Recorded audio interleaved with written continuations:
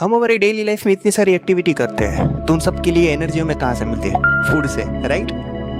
No, generally हमें food से energy नहीं मिलती, हमें फूड से मिलता है ग्लूकोज और न्यूट्रिएंट्स। लेकिन हमें एनर्जी तब मिलती है जब ये ग्लूकोज जो है ब्रेक डाउन होता है।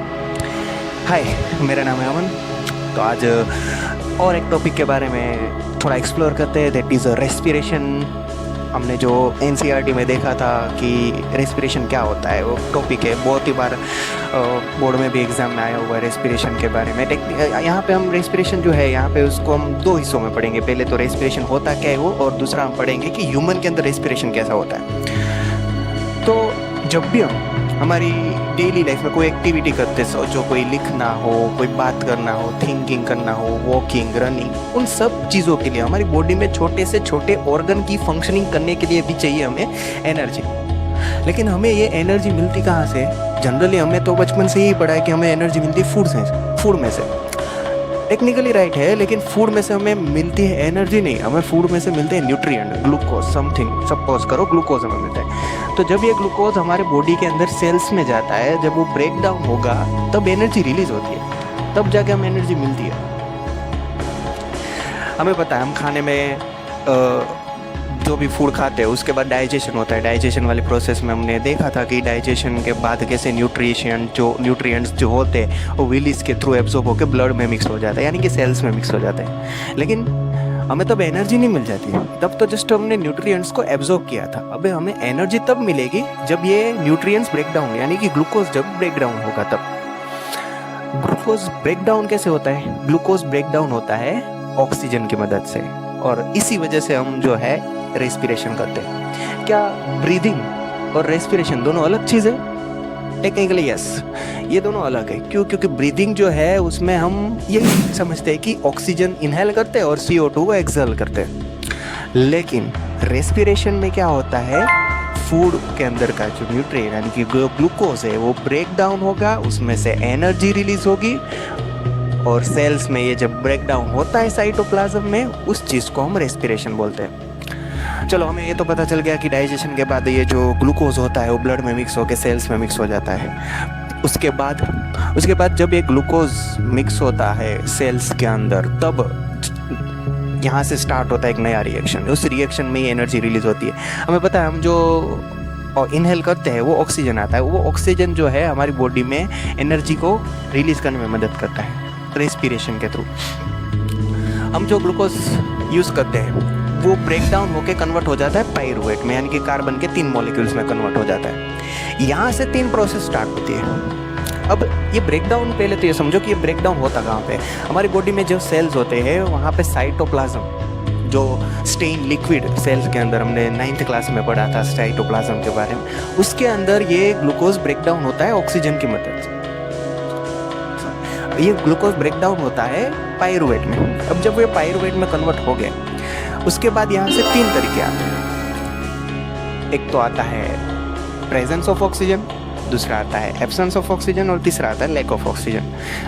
यहाँ पे हम रेस्पिरेशन को 2 हिस्सों में डिवाइड करेंगे। एक आता है एरोबिक रेस्पिरेशन और दूसरा आता है एनारोबिक रेस्पिरेशन। एरोबिक और एनारोबिक में फ़र्क ज़्यादा नहीं है। एरोबिक रेस्पिरेशन यानी कि जहाँ पे ऑक्सीजन इन्वॉल्व है, और एनारोबिक रेस्पिरेशन जहाँ पे ऑक्सीजन इन्वॉल्व है ही नहीं।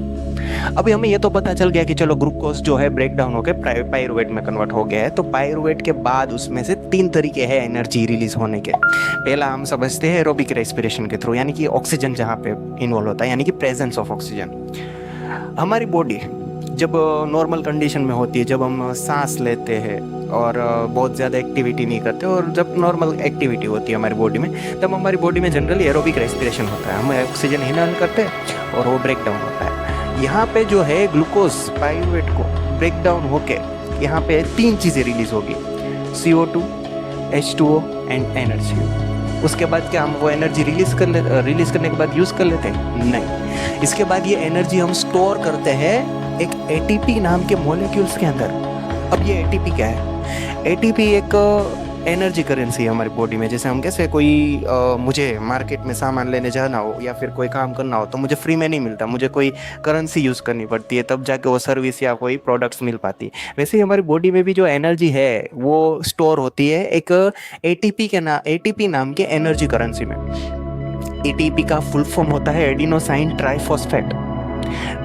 जब ये ब्रेक डाउन होता है, एनर्जी रिलीज हुई, वो एनर्जी स्टोर होती है एटीपी नाम के सेल्स में। फिर ये जो एटीपी है उसी की मदद से जो ऑर्गन्स है वो फंक्शनिंग करते थे, उसी की मदद से जो है हमारी बॉडी में थिंकिंग हो पाती, इसी की मदद से जो है हमारे नर्व्स इम्पल्सेस चलते, इसी की मदद से जो है हम ये वीडियो देख रहे हैं, मुझे सुन रहे हैं। ठीक है, तो हमारी बॉडी में एनर्जी ही सब कुछ है, तभी जाके हम उस कोई भी पर्टिकुलर फंक्शनिंग को कर पाएंगे, तो वो एनर्जी इंपॉर्टेंट है। तो चलो यहाँ पे हमने ये देखा कि एरोबिक रेस्पिरेशन में होता क्या है। जो ग्लूकोज का पायरुवेट था वो ब्रेक डाउन हुआ, ब्रेक डाउन होने के बाद उसने ऑक्सीजन के साथ रिएक्ट करके, यानी कि ऑक्सीजन के साथ रिएक्शन करके ब्रेक डाउन होने के बाद उसने तीन प्रोडक्ट्स रिलीज की, that is CO2, H2O and huge amount of energy.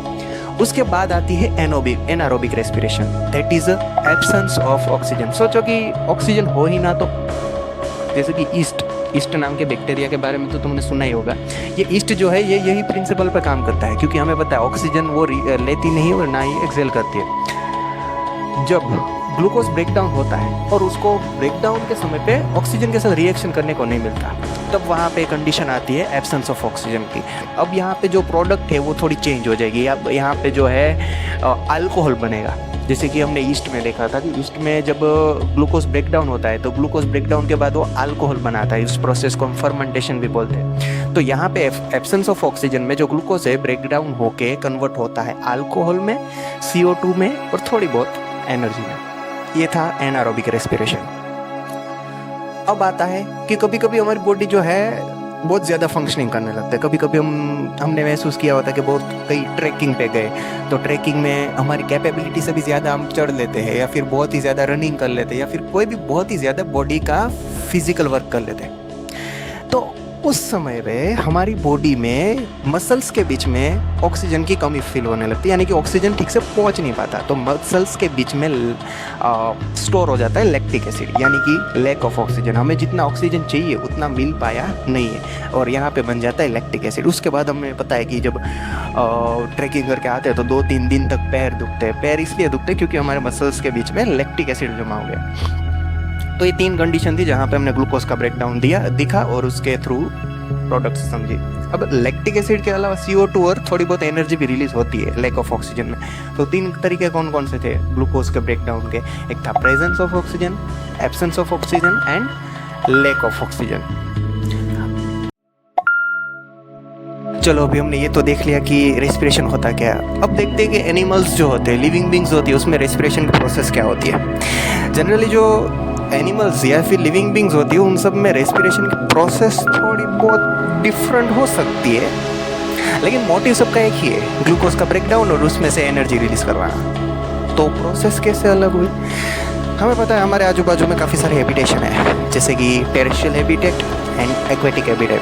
यानी कि टेरेस्ट्रियल पे जो एनिमल्स रहते हैं, टेरेस्ट्रियल यानी कि लैंड पे जो एनिमल रहते हैं, वहाँ पे वो सारे लिविंग बींग्स जो है रेस्पिरेशन करते हैं ऑक्सीजन के गैसिस फॉर्म में। लेकिन जो पानी के अंदर रह रहे एक्वेटिक फॉर्म में एनिमल्स है वो रेस्पिरेशन करते हैं डिजॉल्व ऑक्सीजन के फॉर्म में। यानी कि फिश जो होती है उसमें रेस्पिरेशन की प्रोसेस अलग है, ह्यूमन के अंदर रेस्पिरेशन की प्रोसेस अलग है। फिश जो है रेस्पिरेशन करती है गिल्स के थ्रू, ह्यूमंस या फिर जो टेरेस्ट्रियल एनिमल है वो रेस्पिरेशन करते हैं लंग्स के थ्रू। तो प्रोसेस सब में थोड़ी बहुत डिफरेंट हो सकती है, उसमें ऑर्गन्स थोड़े बहुत डिफरेंट हो सकते हैं, लेकिन मोटिव सबका एक ही है, ग्लूकोज का ब्रेकडाउन एंड उसमें से एनर्जी रिलीज करवाना। अभी जनरली हमें पता है कि जो टेरेस्ट्रियल लेवल है वहाँ पे ऑक्सीजन का जो कॉन्सेंट्रेशन है वो एक्वेटिक यानी कि पानी से ज़्यादा है एयर के फॉर्म में, और जो एक्वेटिक एनिमल है उस वजह से वहाँ पे कॉन्सेंट्रेशन लो होने की वजह से वहाँ पे ब्रीथिंग रेट जो है वो फास्टर होता है। जनरली फिश में और उन सब में ब्रीथिंग रेट जो है वो फास्टर होता है। हमने देखा होता है कि जो मछलियाँ होती है बार बार अपना मुंह जो है ओपनिंग क्लोजिंग, यानी कि वहाँ पे ऑक्सीजन का कॉन्सेंट्रेशन लो है। हमें पता है कि मछलियों के अंदर रेस्पिरेशन कैसे होता है, नहीं पता तो मैं बता देता हूँ, मैं इसीलिए तो हूँ। जनरली जब मछलियाँ पानी मुंह के अंदर लेती है तो वहाँ पे एक वो सारा पानी जो है एक स्पेशल टाइप का फिल्ट्रेशन जैसा एक ऑर्गन होता है, इट इज़ अ गिल्स। वहाँ से पानी पूरा जाता है और गिल्स में से दूसरी तरफ वो पानी निकल जाता है, लेकिन उस गिल्स में ऑक्सीजन के मॉलिक्यूल्स जो है वो रह जाते हैं और वही ऑक्सीजन के मॉलिक्यूल्स फिर ब्लड के अंदर मिक्स होते हैं और ऐसा रेस्पिरेशन होता है मछलियों के अंदर और जनरल एक्वेटिक एनिमल्स के अंदर। लेकिन जो टेरेस्ट्रियल एनिमल है, सपोज करो ह्यूमंस की बात करें, क्योंकि मैं भी ह्यूमन्स और आप भी ह्यूमन्स हो, तो हम ह्यूमन्स की बात करेंगे। तो ह्यूमन्स में रेस्पिरेशन होता कैसे कि यहाँ पे हमारी जो प्रोसेस है उसको पहले तो समझते हैं। हमारा बॉडी में जो रेस्पिरेशन होता स्टार्ट है वो है नोस्ट्रिल से, यानी कि हमारा जो नोज़ है वहाँ से। मुंह से भी ऑक्सीजन लेते हैं लेकिन लेना नहीं चाहिए। क्यों बताता हूँ। जनरली हम मुंह से ऑक्सीजन क्यों नहीं लेते, क्योंकि हमारे जो नोज़ है, नसल पैसेज है, वहाँ पे एक स्पेशल टाइप का फिल्ट्रेशन सिस्टम लगा हुआ। जैसे कि हमारे पता है यहाँ नोस्ट्रिल्स में फाइन हेयर लगे और उसकी जो वॉल्स है वो म्यूकस से प्रोटेक्टेड, यानी कि हमारी जो नोस्ट्रिल की जो अंदर की साइड है वो म्यूकस से प्रोटेक्टेड होते हैं। इसलिए जो हम इनहेल करते हैं एयर, उसमें काफ़ी सारे हार्मफुल बैक्टीरिया या फिर हार्मफुल डस्ट पार्टिकल भी तो आ सकते हैं, तो वो सारे फिल्ट्रेशन हो जाते हैं इधर, और फिल्ट्रेशन होने के बाद वो सारी चीज़ें जो है वहीं पर पड़ी रहती है, हमारी बॉडी के अंदर नहीं जा पाती। और जब हम मुँह से सांस लेते हैं तो फिर वहाँ पे तो कोई फाइन एयर पार्टिकल्स है नहीं, और तो फिल्ट्रेशन भी नहीं होगा, इसलिए मुंह से हम सांस जनरली लेते भी नहीं। चलो, अभी रेस्पिरेशन ह्यूमंस के अंदर हमें पता है नोस्ट्रिल से स्टार्ट होता है। नोस्ट्रिल में हुआ क्या, तो वहाँ पे फाइन हेयर होती है और म्यूकस होता है, जिसके थ्रू फिल्ट्रेशन हो जाता है। कोई टॉक्सिक एलिमेंट, टॉक्सिक पार्टिकल जो है हमारी बॉडी में जा नहीं पाते।